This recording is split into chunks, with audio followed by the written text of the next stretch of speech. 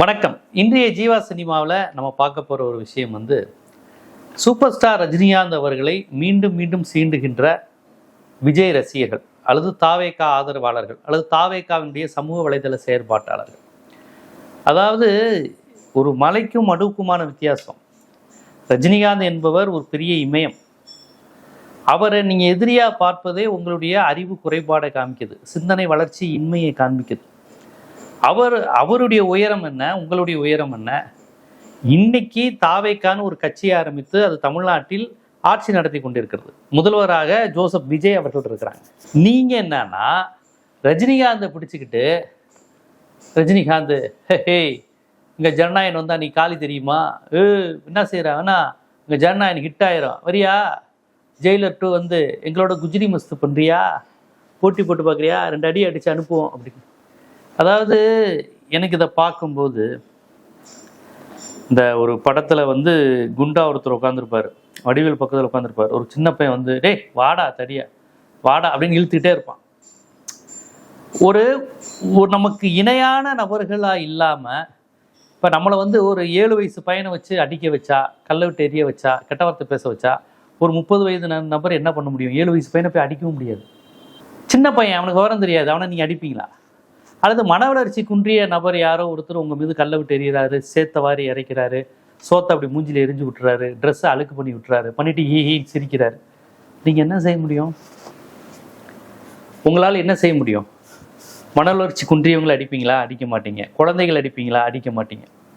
அது மாதிரி ரஜினிகாந்த் அப்படிங்கிற ஒரு மிகப்பெரிய ஆளுமை, மிகப்பெரிய நடிகர், 50 ஆண்டுகளாக மக்கள் ஆதரவு பெற்றவர். தமிழ், தெலுங்கு, கர்நாடகம், சீனா, ஜப்பான், வட இந்தியா, மலையாளம்னு இந்தியாவில் உள்ள எல்லா மொழி பேசுகிற மக்களுக்கும் தெரிந்த முகம் ரஜினிகாந்த் தான். இன்னைக்கு வரையும் ஃபாரினில் பிஸ்னஸ் ரஜினி தான் நம்பர் 1. அந்த அளவுக்கு தமிழர் வாழும் இடம் மட்டும் இல்லாமல் இந்தியாவில் உள்ள பலருக்கும் தெரிந்த முகமாக இருக்கிறாரு. அதை தாண்டி மொழி கடைந்த ஒரு நடிகராக இருக்கிறார். இல்லாட்டி ஜப்பான்காரன் எதுக்குங்க ரஜினி முத்து படத்தை பார்த்துட்டு தில்லானான்னு ஆடிக்கிட்டு இருக்கிறான்? ஜப்பான்ல ரசிக்கிறான்னா அது எப்படி? இப்போ ஜாக்கி சானை நம்ம ரசிக்கிறோம், அவர் பேசுகிற மொழிக்காக இல்லை, அவர் போடுற ஃபைட்டுக்காண்டி. இப்போ சண்டை போடும் போதே காமெடியாக பண்ணுவார். அதான் அவருக்கும் புருஸ்லிக்கும் வித்தியாசம். அப்போ ரஜினிங்கிறவர் மொழி கடந்த அவருடைய முகம், கண்ணு, மூக்கு இதெல்லாம் நடிக்குது, அவருடைய நிழல் நடிக்கும். மைக்கேல் ஜாக்சன், ரஜினிகாந்த் இவங்க 2 பேரை மட்டும்தான் நீங்கள் கேமராவில் அவங்கள நடக்க வச்சுட்டு டார்க்காக காமிச்சிட்டு அந்த நிழல் நடக்குது பாருங்க, அதை மட்டும் காண்பித்து இது ரஜினி அப்படின்னு ரசிகர்களும் நீ காண்பிக்க முடியும். வேற எந்த நடிகரையும் அப்படியே ஒரு தூர ஷாட்டில் இருந்து அவருடைய பேக் சைடு இப்படி திரும்பி பார்க்கறது, சைடில் நிற்கிறது, இந்த நிழலை வச்சு நீங்கள் கண்டுபிடிக்க முடியாது. அது மைக்கேல் ஜாக்சனுடைய பாடி லாங்குவேஜ், ரஜினியோட பாடி லாங்குவேஜ். இந்த அப்படி நிமிர்ந்து நிற்கிறது, அந்த குச்சி மாதிரியான உருவம் ரஜினி. பெரிய பாடி பில்டர்லாம் கிடையாது. அப்படி ஒரு ஸ்ட்ரைட்டாக செங்குத்தா அப்படி ஒரு நடப்பார் பாருங்க பாட்ஷால. நிழலை வச்சே இது ரஜினி அப்படின்னு ரசிகர்களுக்கு உங்கள் பாஷையில் சொன்னால் குஜ்ரி மஸ்து அது வரும். அப்படியேப்பட்ட நடிகர் ரஜினிகாந்த். அதனால தான் நாடு கடந்து அவரை ரசிக்கிறாங்க. அவர் பேசுகிற மொழிக்காக இல்லை, அவர் பேசுகிற இது என்ன லாங்குவேஜ் பேசுகிறாருன்னு தெரியாமலே ரசிக்கிறாங்க. ஒட ஸ்டைலு, திரும்பி பார்க்குறது, அது மாதிரி அப்படி ஒரு நடிகர் ரஜினிகாந்த். அவர் யார், அவரோட உயரம் எதுவுமே தெரியாமல் மோதி பார்க்குறியா, பார்க்குறியா, லேடன் தெரியுமா, பின் லேடன் தெரியுமா, அந்த வடிவேல் பண்ணுற ஜோக்கு மாதிரியே பண்ணிக்கிட்டு இருக்காங்க.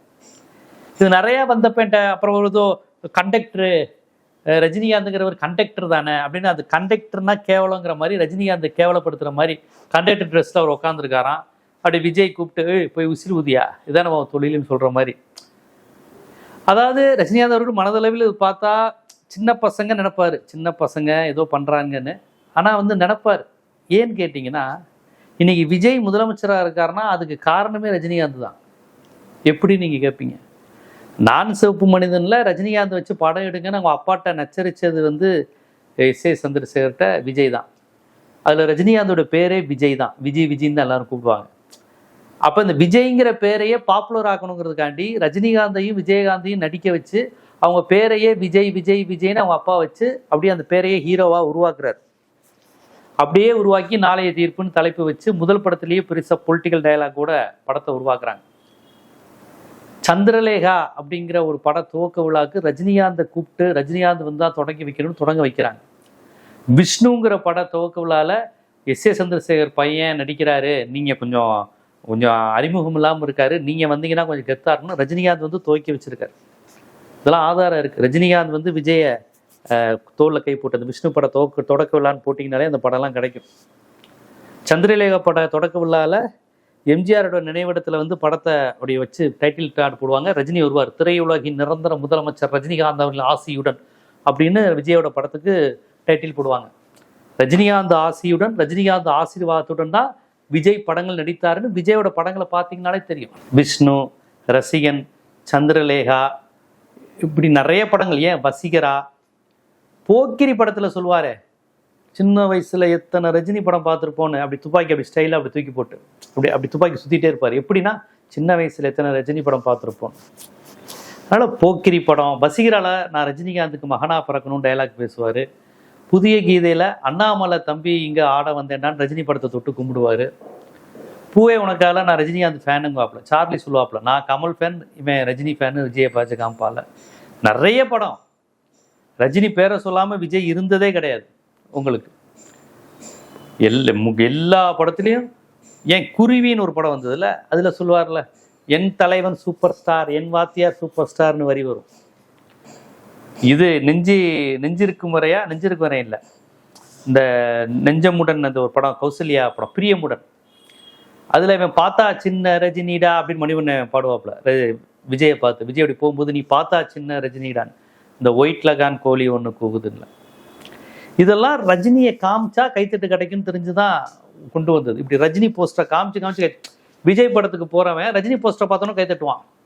அப்போ அந்த படம் பார்த்துட்டு இருக்கும்போதே உங்க பாஷையில சொல்லணும்னா விஜய் ரசிகர்களுக்கு குஜிலி மஸ்துவை ஏற்படுத்தினது ரஜினிகாந்த்.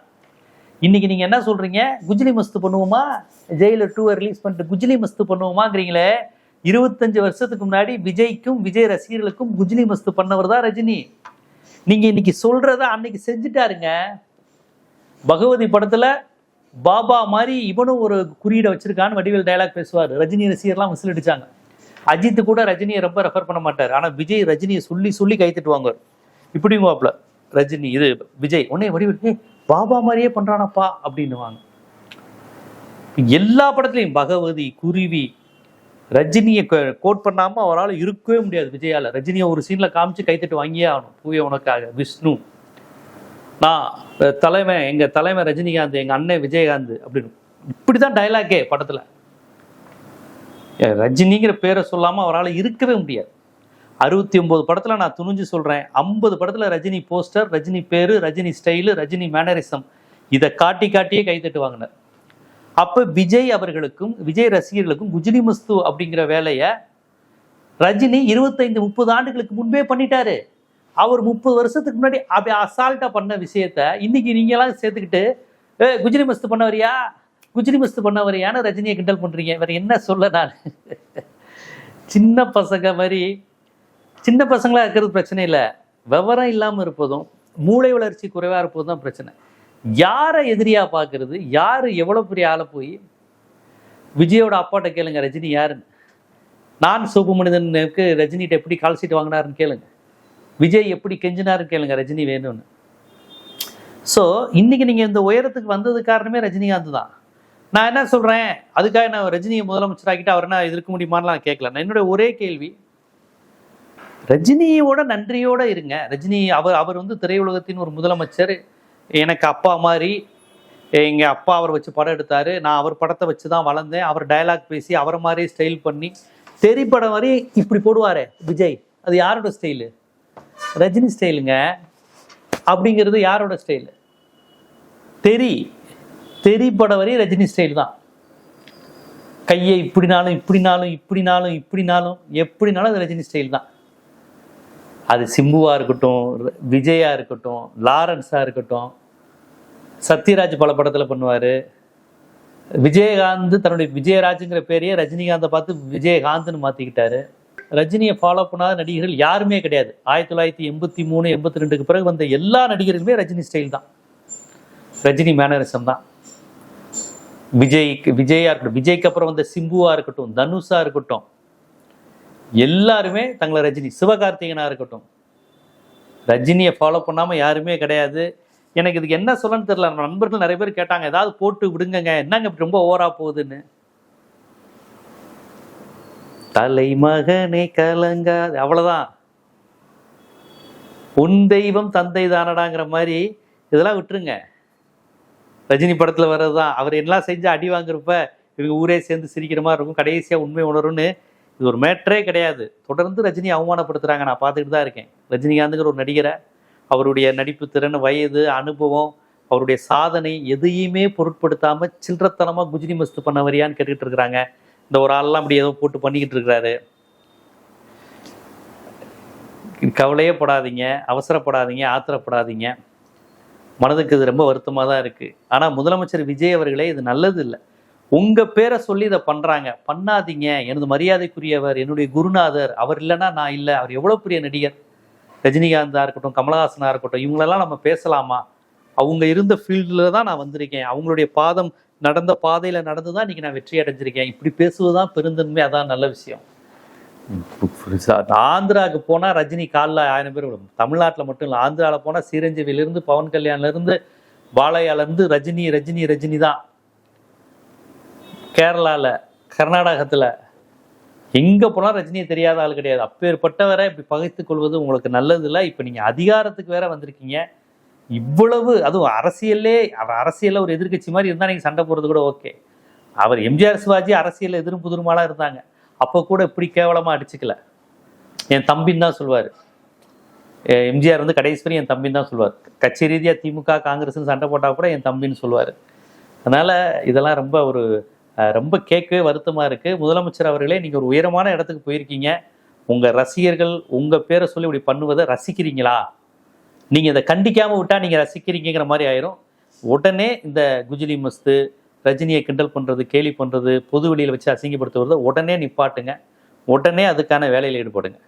இல்லாட்டி உங்களுக்கு தான் அது மிகப்பெரிய கெட்ட பேர் இமேஜ் உண்டு பண்ணும். ரஜினிக்கு ஒன்றும் ஆகாது. ஒரு இமயமலை மீது சேர தூக்கி அடிச்சா இமயமலை அசிங்கமாயிருமா? அதெல்லாம் ஒன்றும் ஆகாது. பார்த்துக்கோங்க. இது எல்லாருடைய தரம் என்னன்னு காமிக்கும். ரஜினியுடைய தரம் ஒன்றும் குறையாது. இது வந்து தேவையில்லாத வேலை, அருவருப்பான வேலை தொடர்ந்து செய்கிறாங்க. இது நிறுத்த வேண்டிய பொறுப்பு தமிழக முதலமைச்சருக்கு இருக்குங்கிறத நான் தெரிவிச்சுக்கிறேன். இது போன்ற சினிமாவினுடைய பல்வேறு பக்கங்கள், பரிணாமங்கள், சினிமாவை எப்படி அணுகணும், சினிமாவுக்கும் அரசியலுக்கும் உள்ள தொடர்பு, அரசியலுக்கும் சமூகத்துக்கும் உள்ள பார்வை, எப்படியெல்லாம் சினிமாவில் பேசப்பட்டிருக்க வேண்டும் என்பது குறித்து தொடர்ந்து நீங்கள் தெரிஞ்சுக்கணும்னா நம்ம ஜீவா சினிமா சேனலை சப்ஸ்கிரைப் பண்ணுங்கள். ஆதரவு தான். நன்றி.